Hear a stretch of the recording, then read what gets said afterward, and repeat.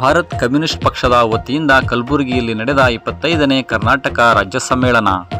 ನಮಸ್ಕಾರ, ಇದು ನೀವು ನೋಡ್ತಾ ಇದ್ದೀರಾ ನಿಮ್ಮ ನೆಚ್ಚಿನ ಟಾರ್ಗೆಟ್ ಟ್ರೂತ್. ನಾನು ನಿಮ್ಮ MJ. ಸೌಹಾರ್ದ, ಸ್ವಾಭಿಮಾನಿ ಬದುಕಿಗಾಗಿ ಜನರನ್ನು ಸಜ್ಜುಗೊಳಿಸಲು ಭಾರತ್ ಕಮ್ಯುನಿಸ್ಟ್ ಪಕ್ಷ ಬಹಿರಂಗ ಸಭೆಯನ್ನು ಕಲಬುರಗಿಯಲ್ಲಿ ಏರ್ಪಡಿಸಲಾಗಿತ್ತು.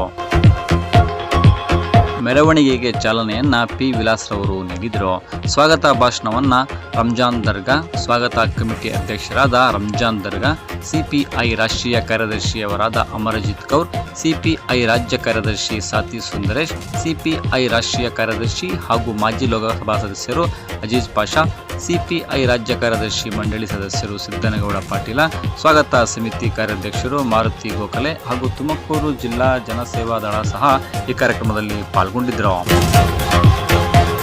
ವರದಿ ರಘುನಂದನ್ TR, ತೋವಿನಕೆರೆ. ಇದು ಟಾರ್ಗೆಟ್ ಟ್ರೂತ್, ಸದಾ ನಿಮ್ಮೊಂದಿಗೆ. ನಮಸ್ಕಾರ.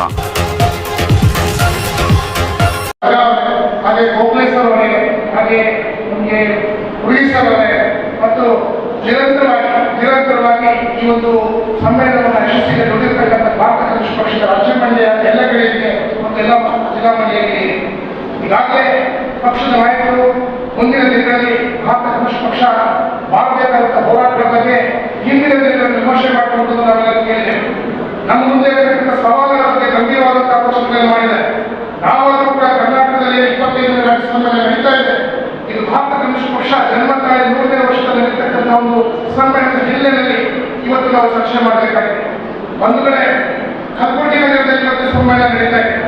ಇವತ್ತಿನ ಕರ್ನಾಟಕ ರಾಜ್ಯ ಆರ್ಥಿಕ ವ್ಯವಸ್ಥೆಯನ್ನು ನಾವು ನೋಡಿದರೆ, ಕರ್ನಾಟಕ ರಾಜ್ಯದಲ್ಲಿ ತಲಾದಾಯವನ್ನು ನೋಡಿದೆ. ಕರ್ನಾಟಕ ರಾಜ್ಯದ ಜನತೆ ಹ್ಯಾಕ್ ಬದುಕಿದ್ದಾರೆ ಅಂದ್ರೆ, ಬೆಂಗಳೂರಲ್ಲಿ ಬದುಕಿರ್ತಕ್ಕಂತಹ ಜನರ ತಲಾದಾಯ 7 ಲಕ್ಷ ರೂಪಾಯಿಗಳು.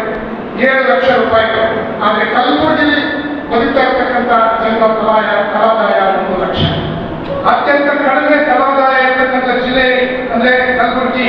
ಅರ್ಥಾತ್ ಇಲ್ಲಿರ್ತಕ್ಕಂಥ ಬಡತನ, ನಿರುದ್ಯೋಗ, ಹಸಿವು ಎಲ್ಲವೂ ಕೂಡ ಕಲಬುರಗಿನಲ್ಲಿ ಅತ್ಯಂತ ನಿಕೃಷ್ಟ ಆಗಿರೋ ಸಂದರ್ಭದಲ್ಲಿ ನಾವು ಹೋರಾಟವನ್ನ ಅಥವಾ ಈ ಸಮ್ಮೇಳನವನ್ನ ಇವತ್ತು ಕಲಬುರಗಿ ಶುರು ಮಾಡ್ತೇವೆ. ಈ ಸಮ್ಮೇಳನದಲ್ಲಿ ಇಂಥ ವಿಷಯಗಳಿಗೆ ಕರ್ನಾಟಕದಲ್ಲಿರ್ತಕ್ಕಂಥ ಈ ಒಂದು ಸಾಮಾಜಿಕ ಅಸಮಾನತೆ ಆಗಿರ್ಬೋದು, ಆರ್ಥಿಕ ಅಸಮಾನತೆ ಆಗಿರ್ಬೋದು, ಇವುಗಳನ್ನು 2 ದಿನಗಳ ಕಾಲ ಗಂಭೀರವಾಗಿ ಚರ್ಚೆ ಮಾಡಿ ಬಹುಶಃ ಮುಂದಿನ 3 ವರ್ಷಕ್ಕೆ 26ನೇ ಸಮ್ಮೇಳನಕ್ಕೆ ನಾವು ಮುನ್ನಡೆಯುವ ಮೊದಲು ಗುಲ್ಬರ್ಗ ನೆಲದಿಂದ ಈ ಕೆಂಪೌಟ ಹಿಡ್ಕೊಂಡು ಕರ್ನಾಟಕ ರಾಜ್ಯದ ಜನರ ಅಭಿವೃದ್ಧಿಗೆ ಹೋರಾಟ ಕಟ್ಟಂತ ಒಂದು ಸಮ್ಮೇಳನ ಇದಷ್ಟೇ ಅಲ್ಲ, ನಮ್ಮ ರಾಜ್ಯದಲ್ಲಿರ್ತಕ್ಕಂಥ ಸಾಮಾಜಿಕ ವ್ಯವಸ್ಥೆ ನೋಡಬೇಕಾಗಿದೆ. ನಾವು ಯಾವ ಜನರ ಬಳಿಯಿಂದ ಛತ್ರಮೂಲೆಯನ್ನು ಕಟ್ಟಬೇಕಾಗಿದ್ರೆ ಈ ರಾಜ್ಯದ ದಲಿತರು. ಆ ದಲಿತರಲ್ಲಿ ಅತ್ಯಂತ ಶೋಷಣೆಗೊಳಗಾಗಿರುವ ಯಾರು? ದಲಿತ ಹೆಣ್ಣುಮಕ್ಕಳು. ಅತ್ಯಂತ ಶೋಷಣೆಗೊಳಗಾಗಿರುವ ಯಾರು? ದೇವದಾಸಿ ಹೆಣ್ಮಕ್ಳು. ಈ ತರದ ಸಾಮಾಜಿಕ ಸ್ಟಾರ್ಟ್ ಆಗಿದೆ. ಅಲ್ಲಿಂದ ಕಷ್ಟಗಳಲ್ಲಿ ಜನರ ಬದುಕನ್ನು ಕಟ್ಟುವುದರ ಮುಖಾಂತರವಾಗಿ ಕಮ್ಯುನಿಸ್ಟ್ ಪಾರ್ಟಿ ಜನರ ಬದುಕು ಕಟ್ಟಬೇಕು ಅಂತಕ್ಕಂಥ ಆಶಯಗಳಿಗೆ ನಾವು ಚರ್ಚೆ ಮಾಡ್ತಾ ಇದ್ದೇವೆ. ಜಾತಿ ಪ್ರಶ್ನೆ ಅಲ್ಲ, ಶೋಷಣೆಗೆ ಒಳಗಾಗಿರ್ತಕ್ಕಂಥ ಜನರ ಬದುಕನ್ನು ಹಸು ಮಾಡಬೇಕಾಗಿದೆ. ಕರ್ನಾಟಕ ರಾಜ್ಯದಲ್ಲಿರ್ತಕ್ಕಂಥ ಬಡವರ ಪ್ರಶ್ನೆ ಬಹಳ ಗಂಭೀರವಾಗಿದೆ. ಇಲ್ಲಿ ಕರ್ನಾಟಕದಲ್ಲಿರ್ತಕ್ಕಂಥ ಬೇರೆ ಬೇರೆ ವಲಯಗಳನ್ನು ನೋಡ್ತಾ ಹೋದ್ರೆ ಕರ್ನಾಟಕದಲ್ಲಿ ಸುಮಾರು 50 ಲಕ್ಷ ಕುಟುಂಬಗಳಿಗೆ ಸ್ವಂತ ಮನೆ ಇಲ್ಲ. ಇದರ ಸರ್ಕಾರ ನಿರ್ದಿಷ್ಟವಾದಂತಹ ಕಾರ್ಯಕ್ರಮಗಳು ಹಾಕೊಂಡು ತಮ್ಮ ಉತ್ತರ ಕೊಡಲು ಸಾಧ್ಯ ಆಗ್ತಾ ಇಲ್ಲ. ಈ 50 ಲಕ್ಷ ಕುಟುಂಬಗಳಿಗೆ ಏನಾದರೂ ಕರ್ನಾಟಕ ಸರ್ಕಾರ ಇವತ್ತು ವಸತಿ ಕೊಡಬೇಕು ಅಂದ್ರೆ ಕನಿಷ್ಠ 5 ಲಕ್ಷ ಎಕರೆ ಭೂಮಿಯನ್ನ ಅದು ಬಿಟ್ಟು ತಂದುಕೊಡಬೇಕಾಗಿದೆ. ಕಮ್ಯುನಿಸ್ಟ್ ಪಕ್ಷ ಇವತ್ತು ತೀರ್ಮಾನ ತಗೊಂಡಿದೆ. ರಾಷ್ಟ್ರೀಯ ಸಮ್ಮೇಳನದಲ್ಲಿ ನಮಗೆ ಈಗಾಗಲೇ ಇಡೀ ದೇಶದ ಮುಂದೆ ನಮ್ಮ ಪೊಲಿಟಿಕಲ್ ರೆಸಲ್ಯೂಷನ್ ಇದೆ. ಆ ಪೊಲಿಟಿಕಲ್ ರೆಸಲ್ಯೂಷನ್ ಅಲ್ಲಿ ಮೊದಲ ಪ್ರಶ್ನೆ ಇರುವುದು, ಯಾರಿಗೆ ಹೆಚ್ಚು ಭೂಮಿ ಇದೆಯೋ ಆ ಭೂಮಿಯನ್ನ ಸರ್ಕಾರ ವಶಪಡಿಸಿಕೊಂಡು ಬಡವರಿಗೆ ಹಂಚಬೇಕು ಅಂತಕ್ಕಂಥ ನಿರ್ಣಯವನ್ನ ನಮ್ಮ ಪೊಲಿಟಿಕಲ್ ರೆಸಲ್ಯೂಷನ್ ನಲ್ಲಿ ಇಡೀ ದೇಶದ ಮುಂದೆ ಜನರ ಮುಂದೆ ಬಿಟ್ಟಿದ್ದೇವೆ. ಎರಡನೇದು ಶಿಕ್ಷಣ ಇವತ್ತು ಮಾರಾಟಕ್ಕೆ ಒಳಗಾಗಿದೆ. ಕರ್ನಾಟಕ ರಾಜ್ಯದಲ್ಲಿರ್ತಕ್ಕಂತಹ ಶಾಲಾ ಶಿಕ್ಷಣವನ್ನು ನೋಡಿದ್ರೆ ಗಂಭೀರ ಅನಿಸ್ತಾ ಇದೆ. 6,000 ಶಾಲೆಗಳನ್ನು ಮುಚ್ಚಂತ ಪ್ರಸ್ತಾಪ ಸರ್ಕಾರ ಮುಂದೆ ಇದೆ. ಸರ್ಕಾರಿ ಶಾಲೆಗಳನ್ನು ಬೇರೆ ಮುಚ್ಚೋದೆ ಈ ರಾಜ್ಯದಲ್ಲಿರ್ತಕ್ಕಂಥ ಬಡವರ ಮಕ್ಕಳ ಭವಿಷ್ಯಕ್ಕೆ ನಾಶ ಆಗತಕ್ಕಂಥ ನಿಟ್ಟಿನಲ್ಲಿ ನಾವು ಹೋರಾಟ ಮಾಡಬೇಕು ಅನ್ನೋದು ನಮ್ಮ ರಾಜಕೀಯ ನಿರ್ಣಯದಲ್ಲಿ ಇರೋದ್ರಿಂದ